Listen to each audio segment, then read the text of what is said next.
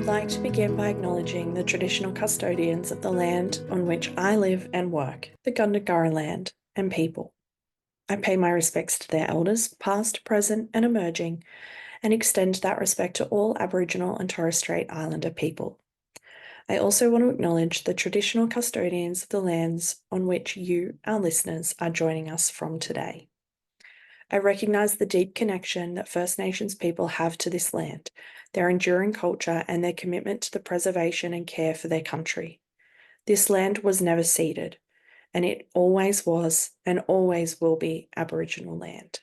Hey there, and welcome to Beyond the Surface, the podcast where we explore the stories of people who have survived religious trauma, left high control or cult communities, and are deconstructing their faith. I'm your host, Sam, and each week I'll talk with individuals who have taken the brave step to start shifting their beliefs that might have once controlled and defined their lives. Join us as we dig into their experiences, the challenges they've faced, and the insights they've gained. Whether you're on a similar journey or you're just curious about these powerful stories, you're in the right place. This is Beyond the Surface. Welcome, AJ. Thanks for joining me. Hi, thank you, Sam. It's really fun to be here. For some context before we get into it, for everybody listening, they will notice the accent difference. Where in the world are you? Yes, there is an accent difference, isn't there? I am on Indigenous Ute and Shoshone land, which has been colonized as the state of Utah in the States. Okay. That might, for people who have listened to my show for a little while, the fact that you are in Utah might give a little hint as to the background that you might be coming from in terms of Maybe. religion. Um, Maybe just a little bit, which we'll yeah. get into. Like, I haven't always been here, which is part of the story too. Oh, right. Yeah. Okay, that is interesting. I've got to admit, Mhm. one of my guilty pleasures is the Real Housewives of Salt Lake City. It just is like my jam. I love it. Just they're the loosest kind of Mormons slash non-Mormons that are great. Okay, so I love to start these episodes with a super duper vague question, which is where does your story start? Yeah, I love that. Where does my story start? I'll start when I'll start when I became Mormon at the age of 15. We'll Okay. start there. So I was raised secular in California, San Francisco Bay Area, which that would be Ohlone land, and had just a really typical upbringing, and had parents who didn't mind if I, took a sip of alcohol every now and then, if I had a boyfriend. They didn't really care. And I was feeling kind of empty and lost in life. I really wanted connection with adults that was really meaningful. And we can get into this too, but I'm very like demi and sapio, not just sexually, but just emotionally, mentally. I like connection in that way. And so I had some friends who were Mormon and they invited me to go to church, and I really liked it. Mm. And what I didn't realize at the time is that I was getting love bombed on. It was a big deal. So there was this strange happening, and this is in the mid 90s, and I was a teenager, and there were several young girls who all kind of got baptized into the Mormon church at the same time. There were at least three of us, maybe if not four. And so there was this weird little mini revival happening in my town that I grew up in. And I was just really excited to be a part of something. I felt so special. I felt so important. I felt chosen. Yeah, the love bombing hits different. Hey, I love chatting to people who, because I also didn't grow up in the church that I found myself in, Hmm. and so I refer to it as that I chose to get on this roller coaster as a teenager. Yeah. And I love chatting to people who also had the same situation or something similar because it is really different when you didn't grow up in that environment, because you Hmm. experience that love bombing really intensely. Do you remember what it was like for you at the time? Oh yeah. I ate it up. I felt so special. I felt, like I said, I felt chosen. Part of the teachings of Mormonism is that it was started by this I can't even remember now, but 14, 15-year-old boy who Hmm. went into this grove of trees to pray and Oh, saw Joseph God and Smith. Jesus. Joseph Smith, yeah, his Yeah. story. I just can't remember his age. 14 or 15, but I Yeah. remember I was 15 and I thought I'm like him. I'm this person in my family that is choosing this correct path Mm. and I'm going to save not only myself but my entire family. And because Mormons have baptisms for the dead, you can baptize your Yeah. ancestors. Hmm. And so I was like, wow, I can save everybody all the way back down as far as I can find my ancestral lineage. And Yeah. that felt phenomenally special. It was invigorating. I was eating it up really. Yeah. Yeah. And I was having these conversations with adults that was so stimulating to me. And I came in and they just thought I was this bright shining star. Here I was, this teenage girl that was saying I'm not going to do all these teenage things. Mhm. Spoiler, I still did. Yeah. And Oh, they just thought I was, and I wanted that recognition, that validation so much. yeah. So yeah, I ate it up.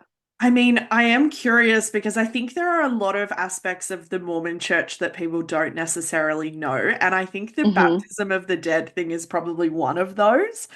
And Hmm. so I mean, I've got to ask what at 14 and 15 made you go, this is really cool and not this is fucking insane. Like, I I don't honestly know. I uh, think part of it is that I was given so little information about actually what happens in the church. right. And as I got older and then started to leave and watched like the documentaries on Scientology, I realized, yeah, they only give you Mormonism is similar where they only give you this much information and then you're supposed to get higher up to Mm, get all of the truth revealed to you. And so I was given slivers of information and mm, it's really sugar coated and made to look nice and pretty and packaged up with a bow. yeah. So things like that, baptisms for the dead, I I think I thought it was kind of cool. Um, in fact, when I left, I asked my mom because my family's not Mormon, they're not religious at all. I said, "Why did you let me join a cult when I was a teenager?" And she said, "Well, they seemed like a nice cult and you were really happy." It And seemed like a nice cult. That's great. I know. And Oh, in her eyes, I wasn't doing anything wrong. I was staying out of trouble. I got good grades. I liked my church activities and my friends. And yeah. then I said to her in part of that conversation, I said, looking back, I really just wanted spirituality. Why couldn't we have joined a coven? Yeah. I was And like, she, baptism of the dead. I was like, there's wicked, there's like witchy shit in there. Like, yeah. mm-hmm, mm-hmm, for sure. So I think I was Oh, looking for that, but I yeah. didn't know where to find it. And Mormonism was not rampant in my area, but for being in California, there was a little bit more concentration of Mormons where I grew up than there might be in some other areas. So I Yeah. was exposed to it. Yeah. What did your family think of it at the time? Because, not being from a religious space of any kind, not even just like mainline Christianity in the US, Hmm. like what did they think of you joining the Mormon church? I think that my mom was a bit flippant about it. She just thought, oh, this is nice. She's making friends. She seems happy. Mm. And I grew up with my mom and stepdad, and my stepdad was raised Catholic and Oh. he went to Catholic school until eighth grade. And I kind of knew that, but he didn't talk about it Mm. because, Catholic school doesn't have anything like there were bad things that happened to him there. So he didn't really talk about it. And so Um, I don't know what it's like in Mormonism now. I think they still have something similar where when you want to learn about it, you're called an investigator. Mm. And the missionaries come and teach you the discussions. And Mm. at the time, the first or second discussion, I was having it at my house. My parents had to be home because the missionaries are 19, 20-year-old guys, and you can't be Mhm. alone if you're a woman with them and I was underage too. So they were kind of just there around my mom and stepdad.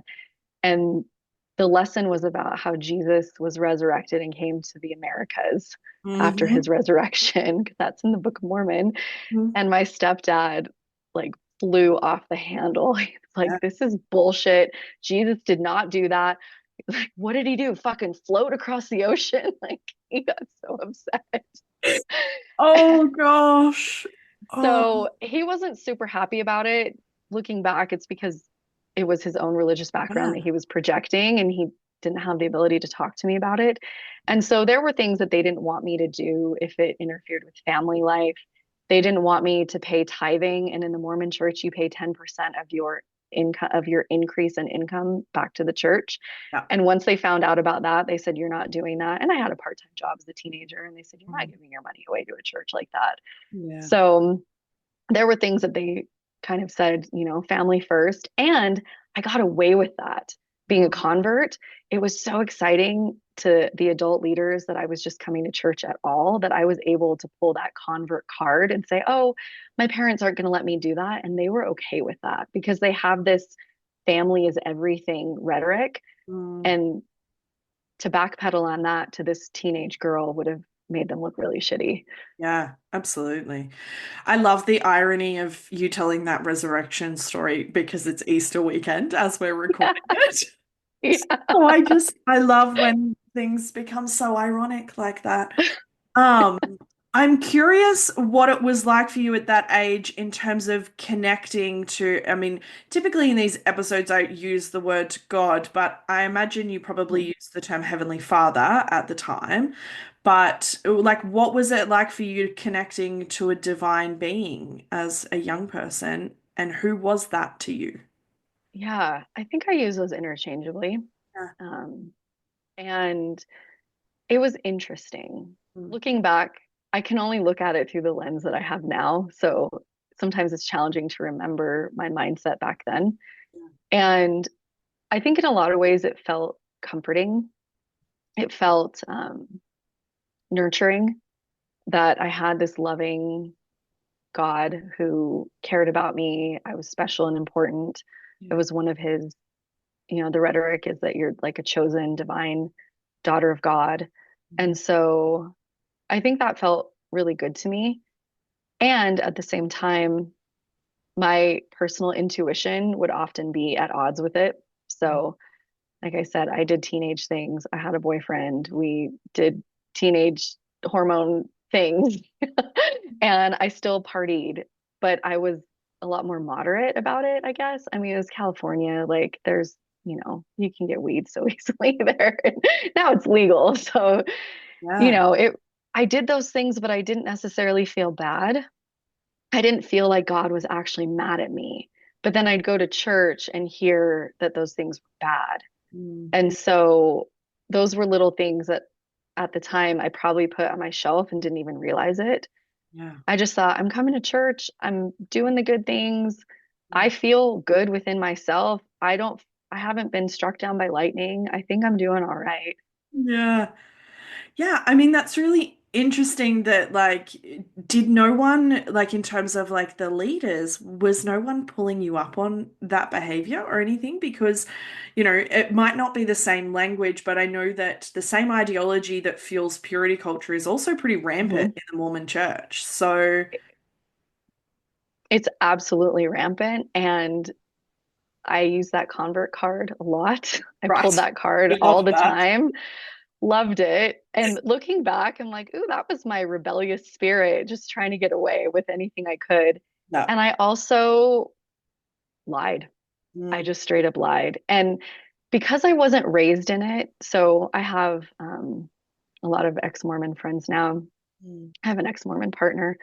And hearing from people who were raised in it, the fear that was instilled in them to not lie to one of the leaders, to the bishops, to the young men's or young women's leader.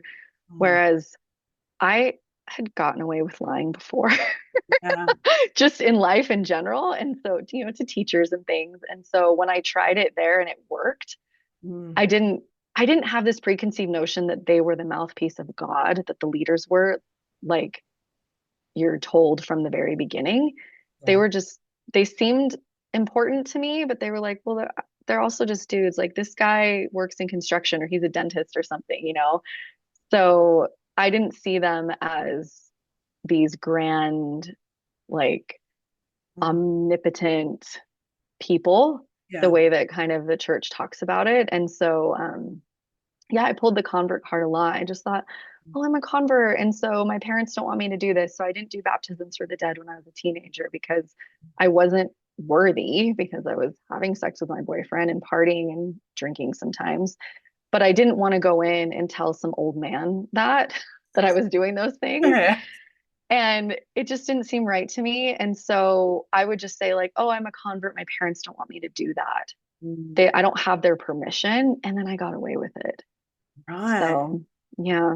That's so interesting. I think Hmm. sometimes, I mean, I do like I talk to people in terms of like it is often a really different experience for people who were born into whatever religious affiliation or flavor it was, Yes. those who joined.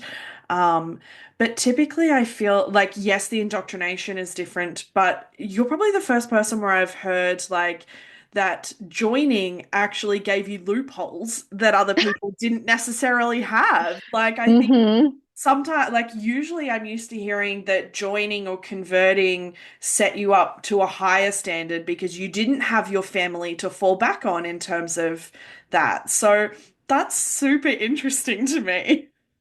There was a change. There was a pivot point where Right. I did get very deeply entrenched in it. Okay. So I did have that. My high school boyfriend, we got married. I Mm. basically said to him, we can have sex, but we have to get married because we're supposed to marry the person we have sex with, or we're supposed to, be married before we have sex. Yeah. And he probably just heard the word yes, sex, and then went, Yeah. okay. Great. Good. Yeah. And so we got married. Did you get married in the temple? Eventually, we had Okay. a temple ceiling. Right. So this is where it gets all interesting. Yeah. So Mormonism has several colleges, that private colleges, but if you are a member of the church, it is inexpensive to go there.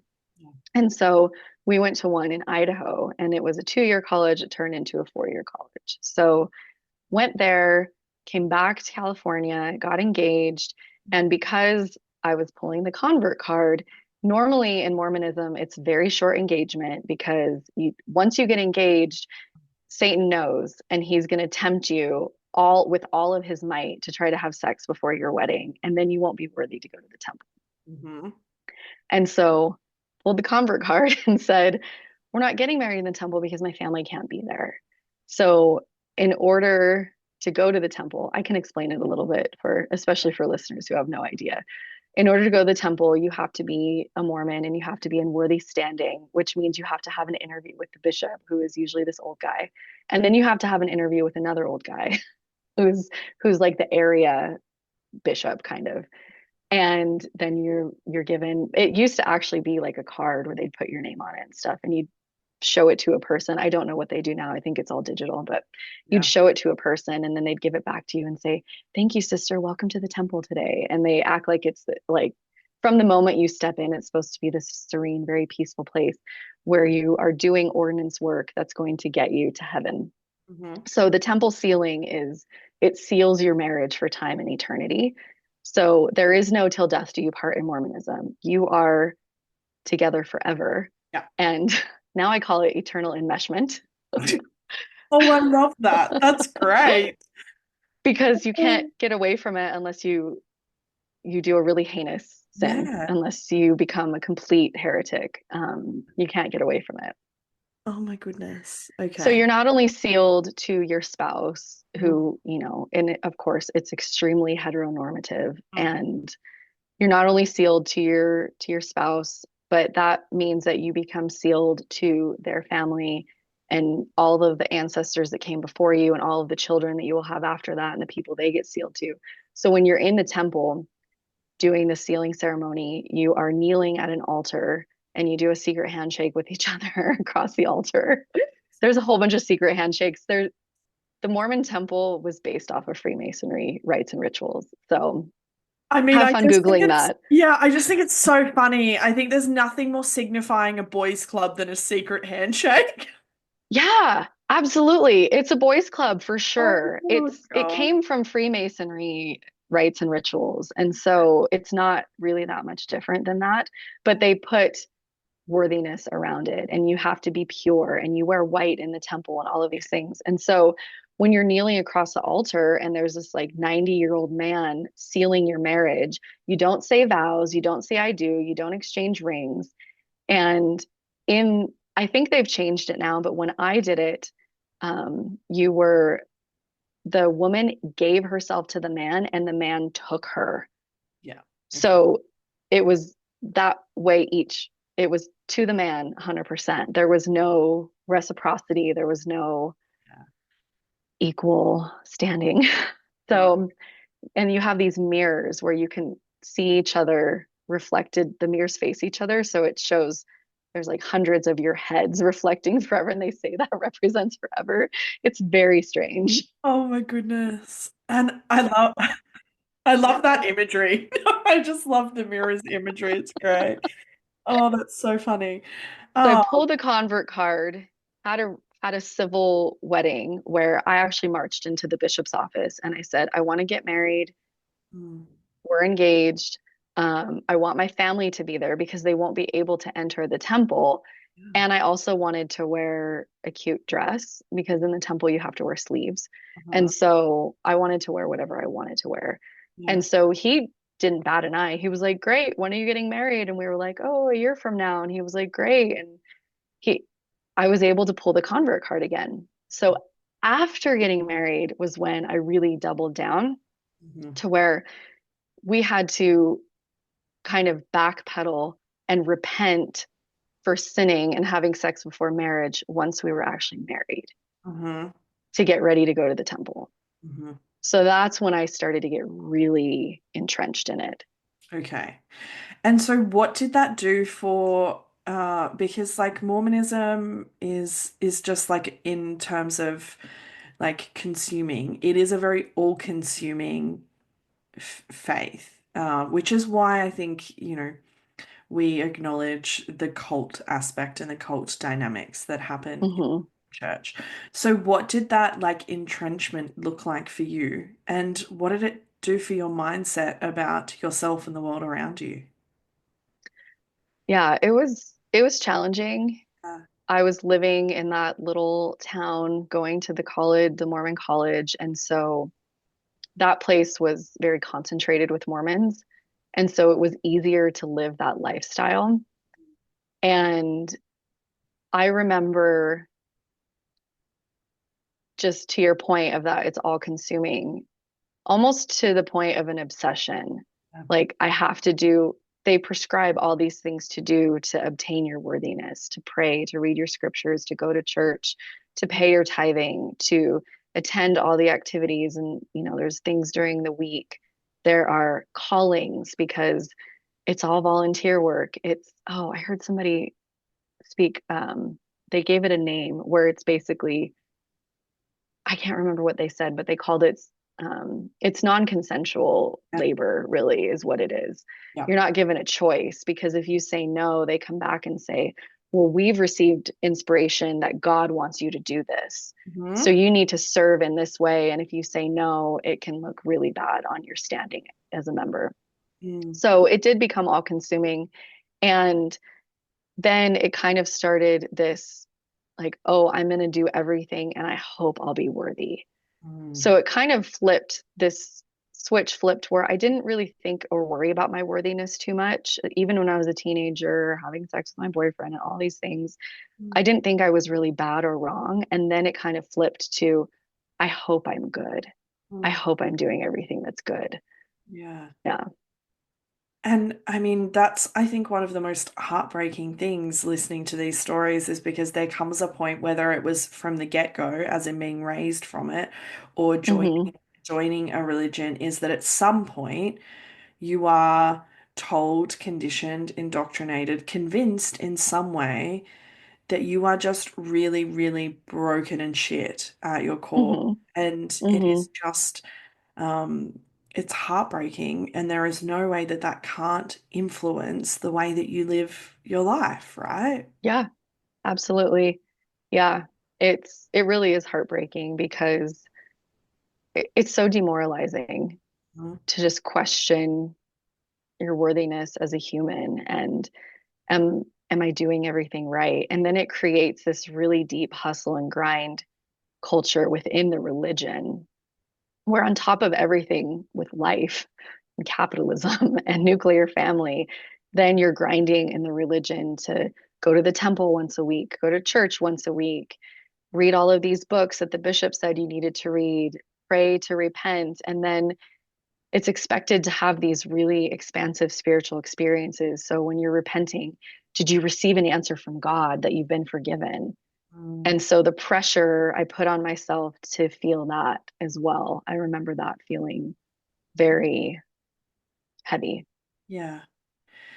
Okay, so how long were you a part of the Mormon church for? Yeah.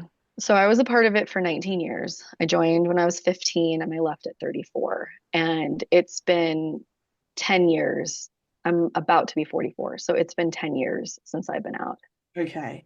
So, Yeah. what was your journey out like? Because typically it is very rarely a quick process. It's usually Hmm. slow and arduous and exhausting and typically painful also when you leave a system like that. All of that absolutely experienced. And I had, I think, a slow drip Mm. in, and I don't know if people who have left other faiths call it this, but in Mormonism, they say that you have a shelf and you put so many things on your shelf. Mm. You heard that. You heard somebody say something in a talk. You heard a leader say this. You had your home or visiting teacher say this to you and it didn't sit right with you. And you read something in the scriptures that seemed strange. You Mhm. put it on your shelf. You put it on your shelf. You put it on your shelf. Eventually, the shelf breaks Yeah. for people who leave. Sometimes people's shelves just get really cluttered and heavy and stay like that. Hmm. So I think looking back, I put a lot of things on my shelf and then instantaneously it broke.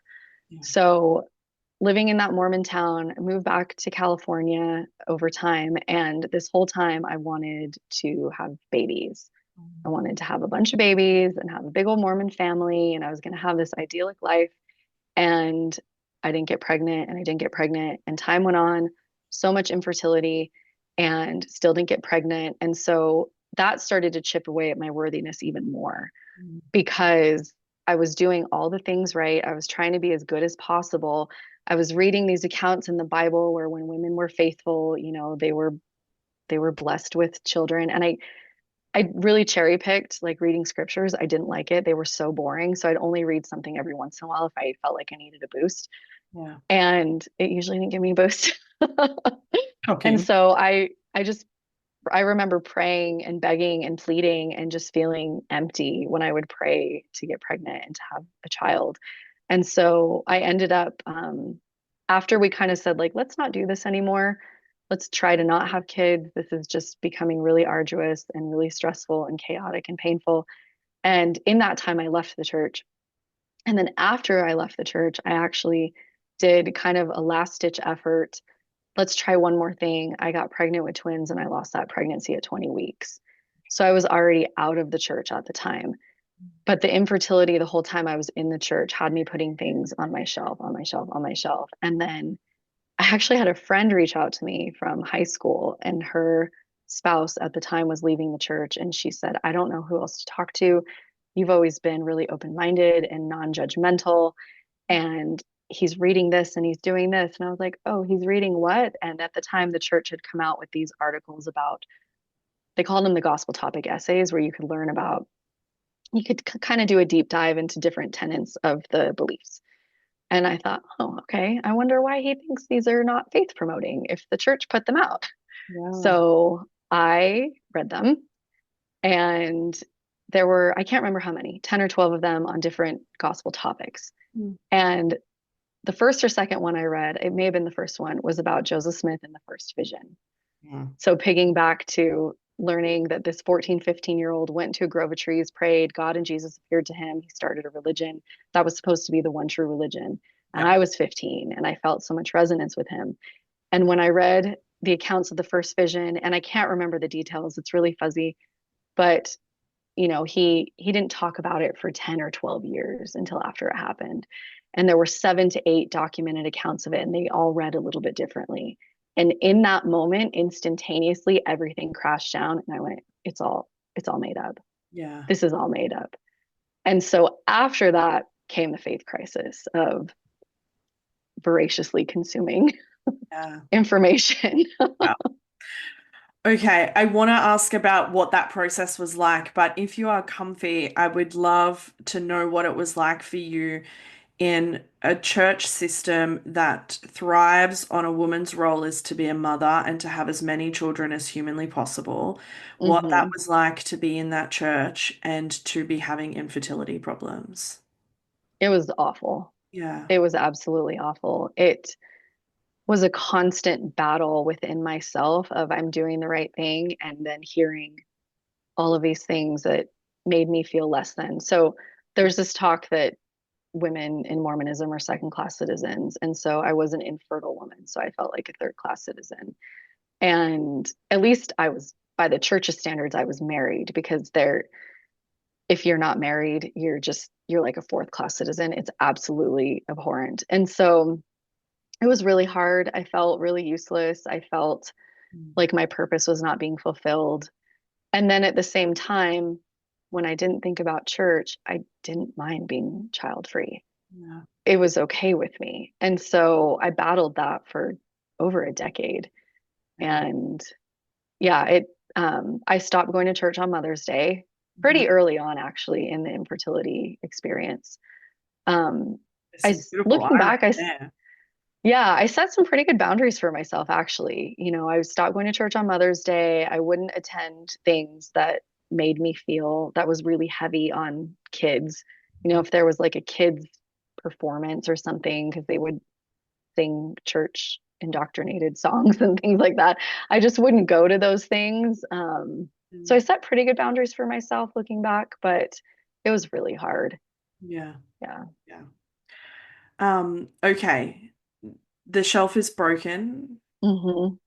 What do you do with that at the time? Because it is like, I know, like, I've obviously talked to a lot of people where their shelf is broken, mine broke. It just is like, in lots of different faith systems, but it's just like really fucking hard, right?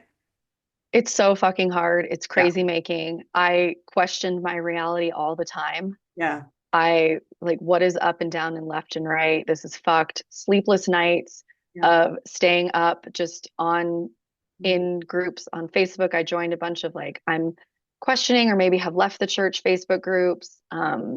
listening to podcasts. There are quite a few podcasts for Mormons who have left or who are questioning, who need support. Mhm. Started listening to those and just diving into reading accounts, blogs from people who had left, just looking Mm. for validation that I wasn't crazy. Yeah. And I came across some content creators who were making content, and in they're like best friends. And one of them, she grew up in England Mm. and then moved to Idaho and went to that little school there. And they're about a decade younger than me, but she was a convert at 18 or 19, I think, 17, 18, 19. And she talked about how disaffected she felt leaving. And I really resonated with that. And I needed to hear that languaging because once I entrenched myself in it, I was like, I'm in it to win it. I'm going to save my family. I'm going to have all the babies. I'm going to do this thing. I've committed myself to this. I'm going to do all the temple stuff. And so when she mentioned that, like being a disaffected convert, it Mm. hit me really hard because I had chosen something for myself and I had chosen to make a life out of it. Mm. And then it all came crashing down and I realized it was not what I thought it was. Yeah. And that was painful. Yeah. Absolutely. I mean,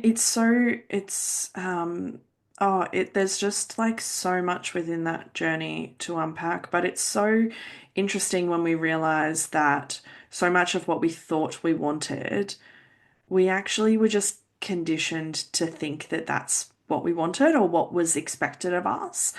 And so, what was it like unpacking that, but also just like learning about who you were amongst all of that? Because I think that's Hmm. kind of equally the most destabilizing and painful parts of deconstructing whatever faith of origin you've come from. Mhm. Also, finding your renewed sense of self is also really beautiful and really liberating. Yeah. Yeah. It was a lot of deconstructing and a lot of really reclaiming, feeling the pieces of me that I had lost, Yeah. especially my intellectualism. I feel like as a woman, that was really beat out of me Yeah. because women are so infantilized in the Mormon church. You Mm. have to stay young, you have to stay pretty, you have to have all the babies. Utah has very high rates of plastic surgery, tummy tucks and things. And so it's you have to stay perfect, really, in this like infantilized state to be desirable. And so, really reclaiming my intellectualism was something that just started flooding back. Mm. I realized I had kept that part of myself really small. Coming back again to like, I'm so sapio. I love intellectual connections with people. I love to learn. And I've always been a seeker. And so that part of me didn't completely go away, but then the floodgates opened and I allowed myself to just go in any direction that felt good, which was really, really fun. Reclaiming of my body in so many ways. I had had a pretty steady yoga practice, and I was actually doing my yoga teacher training during my faith crisis, which Yeah. was phenomenal for me for my mental health to I was about to to have say, I bet that something. was a godsend, and then I was like, oh, that's probably not a like knee-jerk reaction in language. But I absolutely think it was probably really great for your healing and your nervous system Hmm. throughout. Yes, yes, for my nervous system, it was Yeah. fabulous. And so just reclaiming my body in a way of dressing however I wanted to was really big because in Mormonism, if you are a temple going member, you wear garments, which are under layers of underwear, and they are at the time like a cap sleeve shirt and a mid to just above knee like underwear situation. So there's no really there the amount of clothes I could wear that I felt cute in were limited. Yeah. Um, yeah, so just reclaiming that was really amazing for me. Um, and also reclaiming my sexuality, and that comes into I was listening. One of the podcasts I listened to was called Year of Polygamy, Mm. and this brilliant podcast creator, and she started researching early Mormonism polygamy. And Hmm. so, and polygamy being the umbrella term of polygyny and polyandry. So, polyandry being one woman, multiple husbands, polygyny being one husband, many wives. Yeah. So, Mormonism is known for its polygamy. Hmm. And they renounce it now. They say it's not a part of it. However, it still is in the eternal enmeshment situation, which I won't necessarily go down that rabbit hole, but if folks want to Google it, it's very, very free to find information about that. So basically, a man can be sealed in the temple to multiple women throughout his lifetime, but only have one alive wife at a time. So if a man has a wife who dies, he can get remarried in the temple and be sealed to multiple women in his lifetime. So I started doing this year of polygamy research, and I heard a podcast episode where the host was reading journal entries and diaries of sister wives. Mm. And there were these two women who were sister wives and had the same husband, and they actually enjoyed it. They Mm. actually enjoyed the life. He seemed like a very kind man who treated them well. They got along really well together. It was kind of questionable whether the two women also had their own relationship by hearing their journal entries and how the Mhm. amount of affection and care that they were speaking about each other. And I thought, I want that. And Mm. I went, where the fuck did that come from? Yeah. So I told my spouse at the Mm. time, I heard this episode and it kind of touched me in a way that seemed strange. And I'm kind of uncomfortable, but also intrigued by how I'm feeling. And then he looks at me and he goes, I totally love a live in girlfriend. or another wife. And I'm like, Mm. well, if you get to have another wife, I want a wife. Mind you, I'm annoyingly straight, like annoyingly straight. So me saying I want a wife meant looking back, I wanted companionship and connection from more than just my spouse. Yeah. The isolation of monogamy was actually starting to hit me of not just monogamy, but mononormativity. This Yeah. person is your everything and no questions about it. And Mm. so that kind of started about 5 years of little joking pings between him and I, Right. of these little like, what about this? What about that? And Hmm. I found myself starting to daydream and think like, what would it be like with more people being connected to? And I'm sure I'd heard of polyamory, but I didn't really have the language or the framework for it. Yeah. So, I mean, 5 years is a really long deconstruction of monogamy, essentially. mm-hmm, I mean, mm-hmm, like my wife and I also heard a podcast and we were like, actually, we kind of think monogamy is really fucking overrated. And the only reason we're doing it is because we were told we had to. And mm-hmm. we kind of just like had a few months of conversations and like all of that sort of thing. And so I'm curious why you think it took such a lengthy period of time. Like, what was it that you were wrestling with over that period of time? Yeah. I think it was just life. So this is pre-COVID, Yeah. pre-pandemic, everything shutting down. And I think it was just life. I was really busy teaching yoga and enjoying having a new career. And my spouse at the time, I won't share his story, but his process out of the church was very different than mine, Yeah. very different pathway. He was raised in it. And so it was different. And they didn't really line up a lot. I was really well out of it Mm. before he even started toe dipping and like, maybe I'm not doing this anymore. Okay. And so these little conversations were just funny little pings of different thoughts and ideas without it actually really going anywhere because I think, I have spoken to him about it and just the fear of doing something different, the fear of rocking the boat, the fear of making a change, creating waves, all of that. So much in Mormonism is there's such a heavy focus on sameness Yeah. and just keeping the status quo and not changing. They have this whole idea that God is unchanging and everlasting, yet their policies change all the time. Yeah. So that it really doesn't embrace the human nature of change. Yeah. And so it was right around the hit of the pandemic, and we were, we had to isolate together, Mhm. living in a small little cottage. Neither I stopped working. His work was very, very seldom, mostly at home, went into the office very, very sporadically, and just in each other's faces all the time. Mhm. And it hit me so deeply how much we needed therapy because I was ready to be done. Yeah. I was just ready to be done. And I didn't know what to do. I was like, here I am. I guess at the time I was almost 40.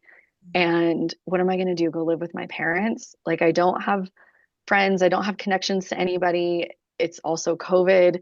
So I can't really just be out there in the world. And we found a couple therapists until one actually landed. And this is all, of course, telehealth. And it turns out that she was in California, but not in our area. And she was ex-Mormon and poly and queer affirming. Beautiful. What a combo. And it was not on her website. The poly and queer affirming was on her website, Yeah. but nothing about being ex-Mormon, nothing about helping people with faith transitions because it wasn't something she came across very often. It Yeah. was just part of her story more than what she did as a therapist. Mm. And so it was maybe the second or third session with her. This is early 2021. Mm. We're sitting next to each other, and he turns to me and looks at me, and she's across the screen like this, and he goes, I'm polyamorous. And I went, oh, and it literally felt like everything clicked into place and lined up in my body. And I was like, fuck, yes, you are. And Mm. just all of these memories came flooding back of when we were teenagers and things he had said to me in those last 5 years of little pings of this and that. What if I want a wife? And it Mm. just came flooding in. And I thought, okay. And in that moment, I said, I'm not interested in holding you back from who you are. Yeah. I don't know what this means for me and where this is going to go. Mm. I felt excited and so fucking scared. Mm. So scared. It was painful. And then he did say, I didn't want to tell you because he didn't even have the ability to like get it out of him. And he said, I didn't want to hurt you for years. So, Okay, yeah. so how did you navigate that on like a personal level, but also within your relationship? hmm Our therapist was phenomenal. She, she was phenomenal. It was a lifesaver to work with her. And being that I am a seeker, it Mm. took about a month of we were meeting with her, I think maybe even at that time twice a week because it was just all so new and flooding in. And Yeah, she said, here's some books, here's some podcasts. And I went, I don't know. I just need to feel right now. yeah. And then it broke open and I started consuming everything. I read Jessica Fern's books and All Ethical this. Slut and just yeah, it just started. And he looked at me and he's like, I knew you were eventually going to start researching all this. Mm. Yeah. Yeah. I mean, what was it like for you to try and, I mean, obviously you would have by this point deconstructed your faith pretty hmm heavily, I Oh imagine. yeah. Oh But yes. I don't know about you, even though I had also deconstructed my faith, starting to deconstruct monogamy is sort of like the equivalent of sticking your hand in a fish tank and rustling around the rocks and realizing, oh, there's still some shit there, right? Absolutely. So Yeah. what was that like, sort of grow like thinking and being conditioned that monogamy was not just the default, but it was the only acceptable right in this situation? hmm hmm I felt like I was drinking from a fire hose. Yeah, It I love that image. it was Oh, deep deconstruction. And I hit yeah. moments that felt even heavier with grief and with confusion and that crazy making feeling than when I was deconstructing my faith, because this was down to the root of even my secular upbringing, Yeah. even my family and my like intergenerational Hmm. ideas that I was raised with. My family is still very traditionally monogamous and mononormative. And so it went deeper. And I felt like I was getting into this deconstructing level of hitting these undercurrents, like the seedy underbelly of what was still there, Yeah. and looking at purity culture was one thing within Mormonism, but then puritanical culture and Mm. looking at like the colonialism that came and, wiped out the indigenous populations and brought their puritanical Yeah. ideals and how I was still steeped in that and mononormativity and the idea that you have the one and Mm. starting to look at couples privilege and to see how in at least my world around me everything was geared towards couples Yeah. and waking up to all of that was heavy, it was deep. And I actually started my Instagram then because I needed a void to scream into. Yeah. Yeah. I needed some sort of, if I put this out there, is anybody going to ping back and say, hey, I at least get a little bit of what is happening? Because therapy was helpful. Yes. Talking to some friends was helpful. Consuming information about how to deconstruct all of that was helpful. And I'm such an external processor. I Yeah. had to put, I had to put a bat signal out. Yeah. I mean, I've had conversations with so many people who have done something similar in terms of they've started deconstruction accounts or something like that because there is hmm this desire to not just have an outlet for your own stuff, but to connect with people who are thinking and feeling the same experiences and they're going, "Oh, I Yes. get that." It's like the part of us that wants that co-connection and co-regulation, and you're not alone in this. Like, you're not the only hmm person thinking this. But it also takes an immense amount of courage and bravery to start posting on a public platform about something that is really private and probably still quite raw in some spaces for you. hmm Yeah. Yeah. It was actually really cathartic and kind of scary. So I still maintain some anonymity, Mm. not as much as I had before, but I was completely anonymous for at least the first year Yeah. because I was worried that somebody from not necessarily my Mormon life, I was pretty disconnected, especially not having any Mormon family. I was pretty disconnected from those people and that past, but just in my regular general life at all, I was concerned about somebody finding, my face would pop up on their suggested. Yeah. Now I care much, much less. But I still maintain some anonymity, Yeah. partly because it's kind of fun. Yeah. It's kind of, I'm able to tap into like kind of a darker side of me, just kind of a more kind of cheeky, rebellious, like kind of sexy. And I'll share memes that are a little more salacious in my stories on my authentic relating account than I will on my, personal Instagram where I show Yeah. my face and yoga stuff and all these things. Yeah. Yeah. I mean, what was it like for you personally to deal with that heaviness and the complexities and the trying to hold two things at the same time and all of those sorts of things? How did you navigate that? It was a lot. I am actually extremely appreciative that it was COVID and lockdown time because I did have a lot of time and space to navigate that. Yeah. I started to, so at the time it was already happening with my spouse and I, we went into our own bedrooms and things because I needed space. I Yeah. just needed space to be me, to feel my own energy.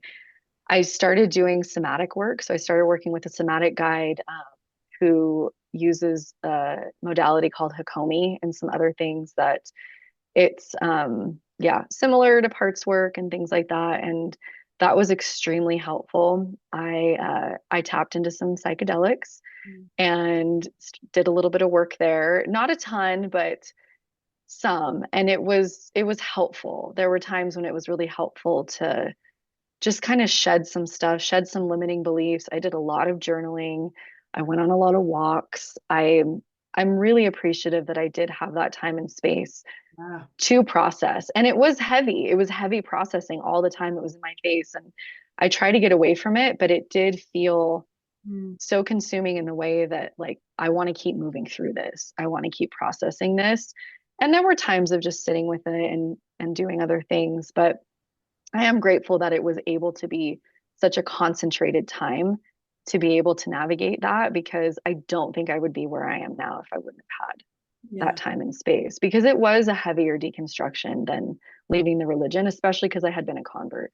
So, Yeah. like I said, I was touching on things that were deeply ingrained in me from the time I was pre-verbal, whereas religion was not a part of my life when I was that young.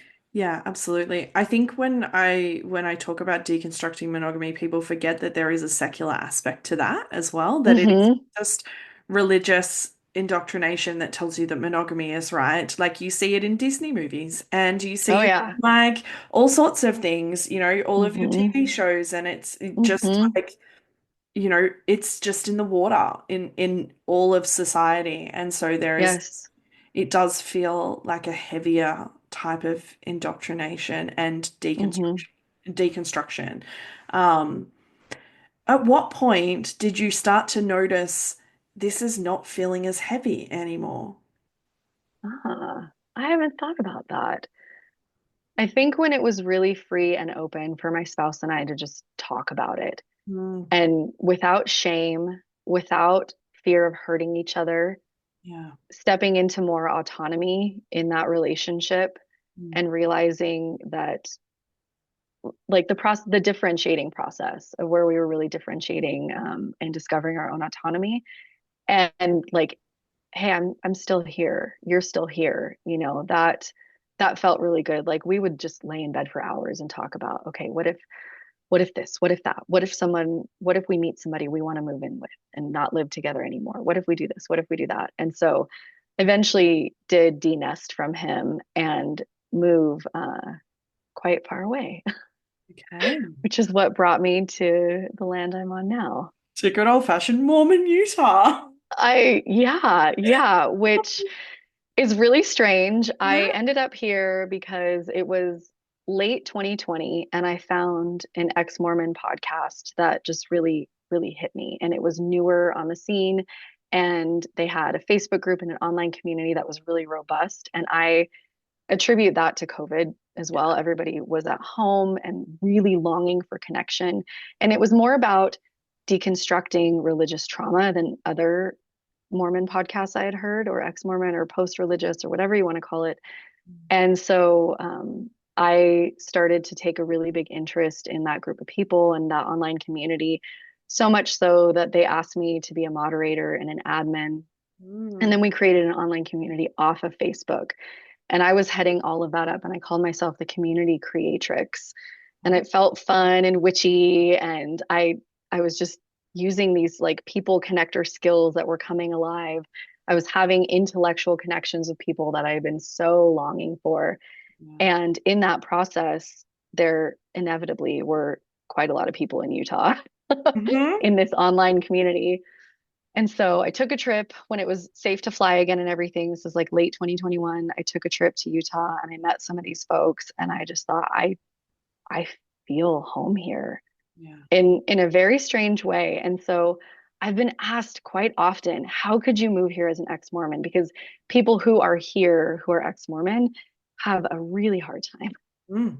There's churches sometimes on every corner. There are temples all over the place. Mm. Certain towns have a really heavy, not only Mormon population, but just a Mormon culture. It's very conservative, it's very modest. There are dry grocery stores where you can't get alcohol in some counties here. And so, being that I came to Salt Lake City, where it's a lot more progressive and diverse, at least really trying to be, and there's a really big movement towards just inclusivity and just acceptance, and not only acceptance but just embracing Yeah. all folks, all forms of life. There's way more pride flags than US flags in a lot of those neighborhoods, Love which that. makes me really happy, like so happy. And so I found myself not really feeling like I was steeped in this Mormon culture. And because I wasn't raised in it and Mm. I left the church when I was outside of Utah, I I just I consider it an extreme privilege that I just don't see it. I Yeah. don't let myself see it or wallow in it. And as I'm driving, I'm like, there's a church, whatever. Like to me, it kind of just looks like a gas station or a grocery store. It's just some building that I don't participate in what they do there. Yeah. And I don't have a charge on it. And I consider that a privilege. I really do, that not a lot of people here have.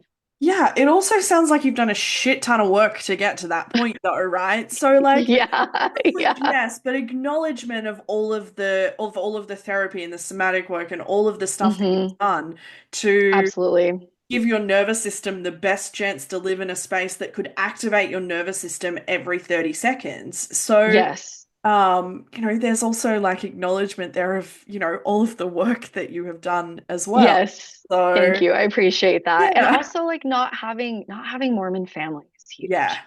Because that's a lot of thing that a lot of a major factor, and folks I know who are ex-Mormon, that's the place where they seem to not be able to get away from it is family.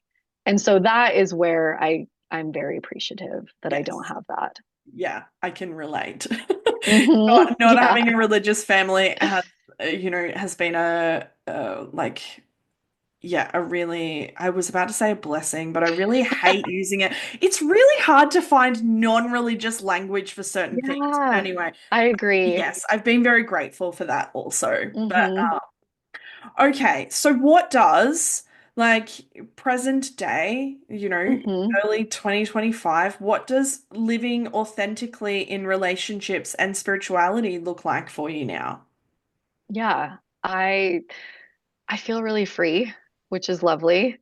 I enjoy just exploring where I want to explore and going where I want to go. Relationally, I have separated from my spouse and we have a good connection. Just realized that we wanted different things and it wasn't going to translate to the authentic life that we each wanted to live. Yeah. And so that's been really happy. That's been a really slow process, which has felt really gentle on both of our nervous systems. It's felt just like a very kind, loving way to de-escalate. Yeah. And so I enjoy that. Um, I recently moved in with my partner, who I've been with for 2 years.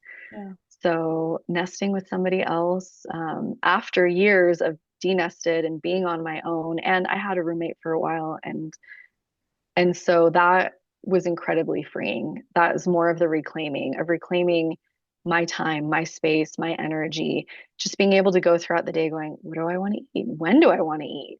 And Mhm. just following my own flow has been really great. And finding that autonomy and then meeting a partner who has gone through his very own extremely unique process, but also has kind of paralleled mine in a way of like the timing of things.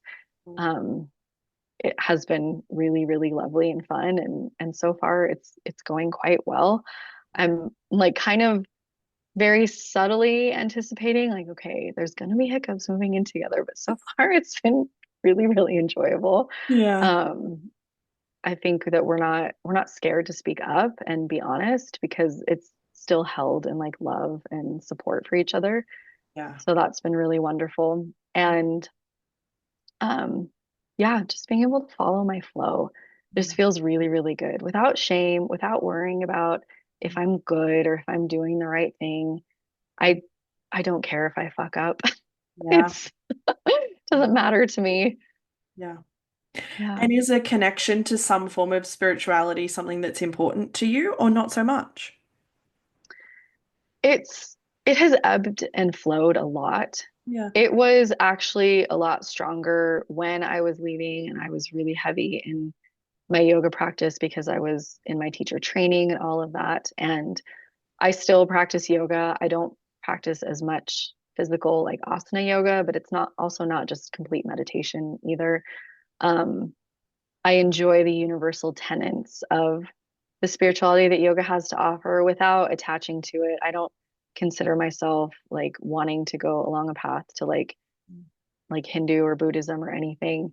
Yeah. Um, Again, I just really enjoy like following my own flow. And so having some sort of connection to not only myself but just the broader world, like nature has always been there, but nature has become even more important to me since like there are gorgeous mountains and canyons like 10-20 minutes away from me, which I didn't have where I was living before.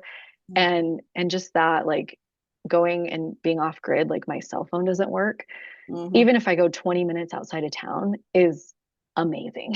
Yeah. Like that is just amazing to just get quiet and be with myself and just to get invigorated by like Mm. the rhythms of the earth. So I would say that I've definitely leaned towards more kind of animistic, pagan. I don't celebrate like Christian religions. I don't Mhm. Christian and colonial religion or not religions, holidays. Yeah. That's the word. I like when when we Which popped is, on and said it's Easter, I keep yeah. forgetting. Yeah, which is why neither of us care that we're recording this at Easter weekend. Exactly. So I have, toe dipped in some of like my personal ancestry is Mm. like multiple, European, like some Celtic, some English. And so just kind of tried to look at some of those like more ancient practices that were indigenous to those folks before like religion took over in those areas. And so I do like that, but I just kind of dabble. I just kind of dabble in like full moon, new moon. Yeah. Sometimes I'm like, oh, there's a full moon. Maybe I'll light a candle and pull a tarot card, but I don't always do it. So again, it's just kind of following that, like, what do I want to do? What feels good? Yeah. It's like I think sometimes it's the lack of having to do, it's the expectation, like, right? Like that's the Hmm. expectation to do all of these rituals to remove that away and to do them when or if you feel like you want to. Like we love consent in all forms, not just in the sexual realm, but like there is just a freedom that can come from being able to engage in any form of spiritual practice on your own terms when you want to. If you don't want to, you don't. And yeah, so I love I that. agree. I'm so with you on that. And that is a really good point that it was so structured and so all-consuming with Mormonism that to be able to just allow that flow and that connection to myself and my own intuition is a really big reclaiming because that is one thing that I definitely felt was taken away from me was my connection to my intuition and myself. Oh, And absolutely. so from the religion. So continually just honoring that in going with the flow feels really good. Yeah. It's interesting that you mentioned nature a moment ago. I often will joke in these episodes with people that the church thinks that sex, drugs, and rock and roll are going to lead people away from the church. A good rock or a tree will do much more, right? Like nature will do far more in leading people out It's of the church than sex ever will.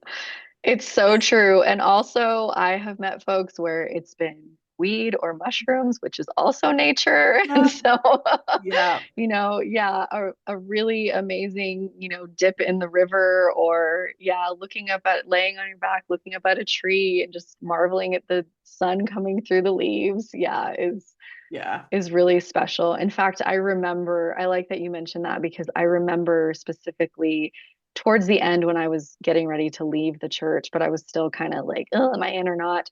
And I went to, they would have a congregation with everybody and then they would break you off into men and women, like, ugh. And so in that portion of the church day, the woman who was teaching the lesson, she said, I got up today and it was such a beautiful day and I wanted to go to the beach, but then I was about an hour away from there. And she said, then I reminded myself that this is where I need to be. And I sat there the whole time thinking, I want to be at the fucking beach right now. Why am I here? I don't Like, even what like the a beach that much, and I'd prefer to be at the beach. then sitting under the fluorescent lights in a stale room with an uncomfortable chair and an Hmm. old woman with her stinky perfume, rose perfume next to me. Yeah. Oh, I hear the same thing when I talk to, ex-evangelicals or Pentecostals because they're often in like dark auditoriums and it's the most beautiful sunshine-ridden day outside and Oh, it's just the most ironic situation, I think. hmm. But yeah, I just think it's so funny.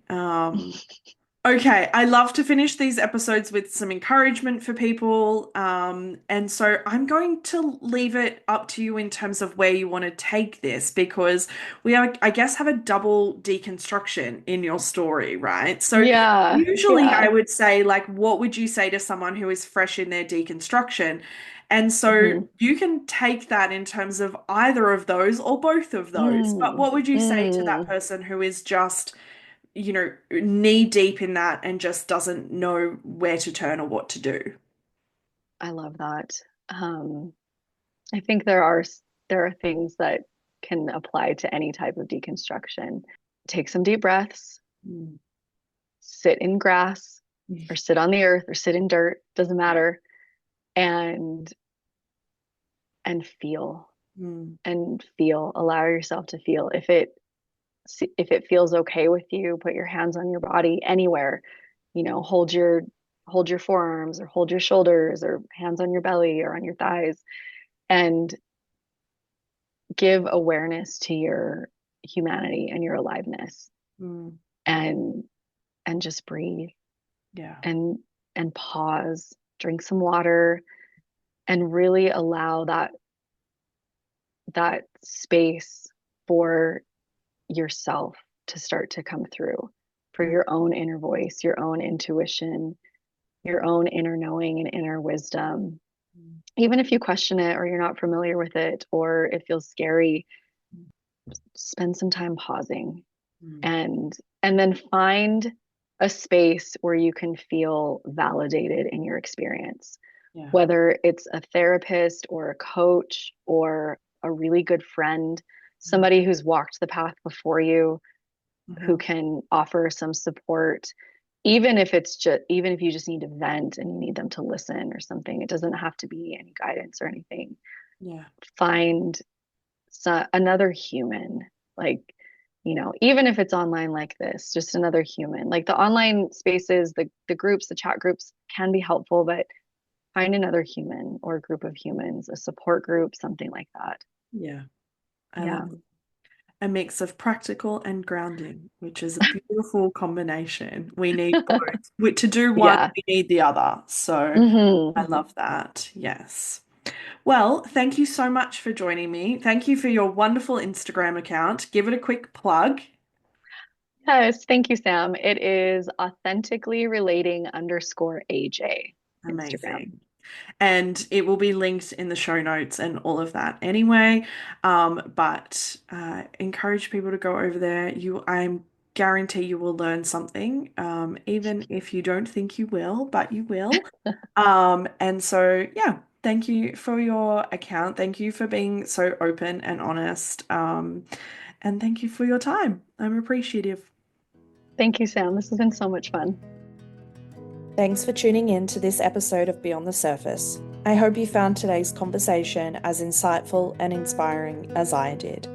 If you enjoyed the episode, be sure to subscribe, leave a review, and share it with others who might benefit from these stories.